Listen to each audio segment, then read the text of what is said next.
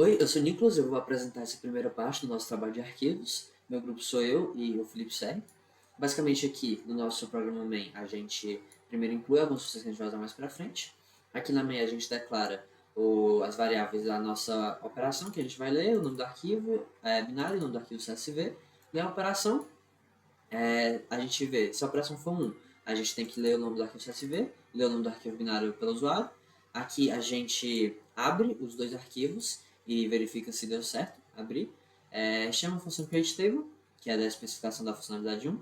Fecha o arquivo e chama a funcionalidade na tela para checar o resultado. Já na funcionalidade 2, a gente só precisa ler o nome do arquivo, que não tem um CSV. Abre ele agora no modo de leitura, faz a checagem. E chama a função selectFrom. Fecha o arquivo e sai. E também para na 3, a gente também só lê o nome do arquivo, abre, faz a checagem e chama a função. Agora, eu vou falar de algumas coisas que estão presentes nas três funcionalidades.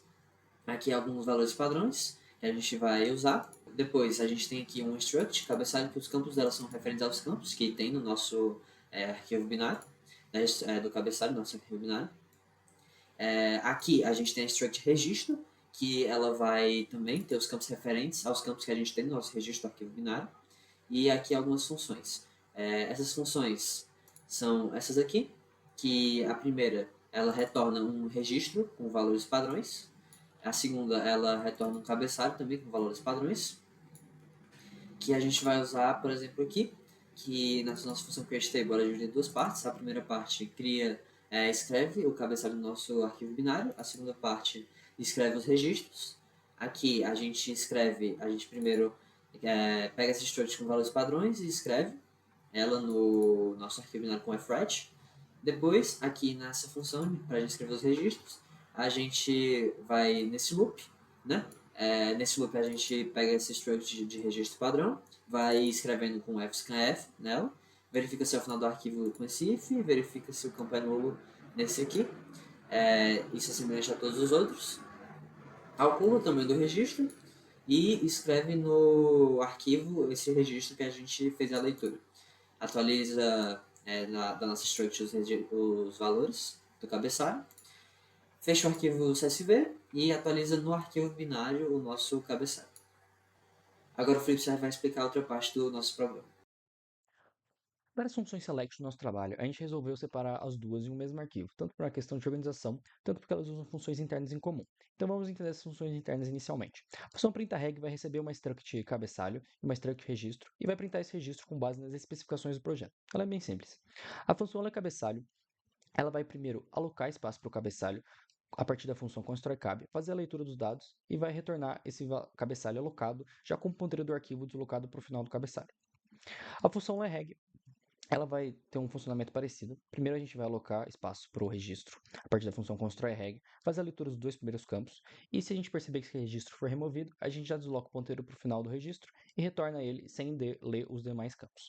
Aqui é uma leitura dos outros campos de tamanho fixo, e para ler os tamanhos ou os campos de tamanho variável, o que a gente optou por fazer foi utilizar um buffer e como a gente vai ler caractere por caractere, a gente usa o valor da keyword para saber qual campo esse buffer deve receber. Se vai ser o country, attack type, target industry ou defense mechanism. E aqui nessa linha a gente garante que todos os caracteres vão ser inseridos nesse buffer corretamente. Depois a gente só retorna o registro. E a print array, ela simplesmente vai printar um array de chars com base no seu tamanho. Bom, agora fica muito fácil entender a função select from. Inicialmente, a gente vai só ler o cabeçalho e vai iterar por todos os registros, tanto lendo eles como printando. Depois é só questão de liberar a memória. A função selectWhere é um pouco mais complicada.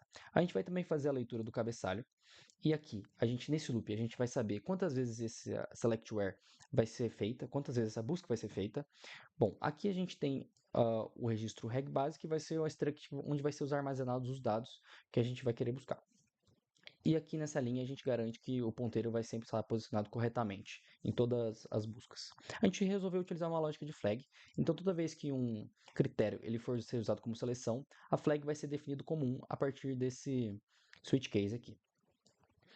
Então, depois é só a gente iterar pelos registros. Então, aqui nesse loop a gente vai iterar pelos registros, fazer a leitura do registro. Se ele for removido, a gente já vai liberar a memória e pular para a próxima iteração para evitar erros. Aqui é onde a gente vai fazer a lógica para verificar a validade do registro. Se ele for atender os critérios de seleção, a gente simplesmente vai printar ele e vai incrementar essa variável aqui, que vai ser responsável para determinar se algum dos registros do arquivo atendeu os critérios de seleção. O resto é só questão de liberação de memória.